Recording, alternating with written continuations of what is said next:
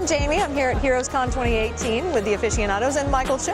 Hello. Michael is one of the most amazing artists out there right now, and your covers are phenomenal. So I have to ask you, I did see your live draw with Jason Latour, and you said that you came to America when you were 6, right? Yes. Right, so how was that? Like as a... Well, I didn't come to the U.S., I came to Canada. Oh, Canada. Yes. It was culture shock. Yeah. I was used to playing with giant robots, and I always drew, so I drew giant robots. And then I came here, and there were no giant robots at that time. And so I clued into comics. Yeah. And then Iron Man was my superhero of choice because he's like a giant robot, but not giant. Yeah. So that was, and I learned to read somewhat from reading American comic books. You know, it's amazing how many people have learned to read, just especially people, you know, people who are foreign, not familiar with English, people that have learning disabilities learn from Absolutely. comics. It's amazing.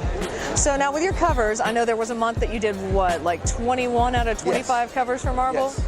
Now, how does that feel to see something that you've done on paper and they've turned all of those into lovely, like, garments and shirts? Oh, it's a crazy feeling. You know, when I was a painter in my 20s, all I ever wanted to do was walk into a stranger's house and see that something of mine was on the wall. Yeah. And then I see that all the time now. Like, people come up to me with T-shirts to sign. You know, I walk on the show floor and someone's got a poster. So people have dinner plates. A young girl brought a phone case with my artwork on it, and I was like, this is amazing. So that's fantastic. So, and also we talked for a second about your Action 1000 cover. It did sell out at my shop, like super fast.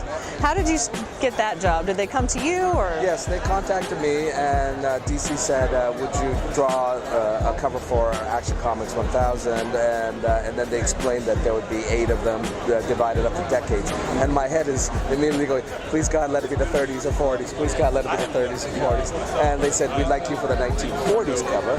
And the first thing I said after that was, well, why don't you get Steve Rude to do it? Because he would be my absolute pick for that kind of era. And they said, oh, he's doing the 1930s cover. And I was like, oh, I win. You know, I'm playing with house money because it's 1940s. That means it's wartime. So I get to draw Superman fighting, you know, Nazis. Oh, yeah. Who doesn't want to fight Nazis? Exactly. I don't have to draw him, you know, turn into a turtle in the 60s or something. Or the what is it, the 90s, the electric blue. Superman. Or, you know, mullet Superman, electric blue Superman, right? So I was really happy to do it, and I asked them, can I put a buy bonds blurb on there? They said, that's a great idea. So I had it in my head immediately, so by the time I hung up the phone, I actually knew what I was going to draw. It was one of the easiest things I did. That's fun. Oh, that's awesome. Now, your style is pretty iconic. You worked with Darwin Cook, correct? A little bit. He was like one of my best friends. We were actually neighbors. We're all from Toronto. There's a large cartooning contingent in Toronto. It's actually disgusting how many cartoonists we have. The only city that's actually got more cartoonists, in my opinion, is Portland. Yeah. Which, you know, if we ever had like a softball match, they'd smoke us. But Darwin lived like about 5 blocks from my house, and we would get together, a bunch of us cartoonists, every Wednesday to go to the comic shop, look at new comics, and then go for lunch at this really tiny little restaurant.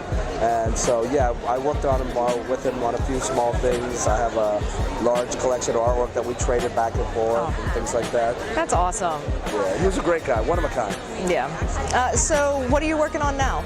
Right now, I'm finishing up a run of 4 covers for Captain America for Marvel, a smattering of covers I mostly do covers for DC, and then I'm trying to get back to finishing up a long-form graphic novel that I'm working on. Wonderful, wonderful. Well, I do appreciate you taking time. I know you're busy, and it's Heroescon, and there's everything going on. It's a pleasure. Well, thank you so much for taking the time. Thank you. Again, I'm Jamie with the Aficionados here at Heroescon 2018.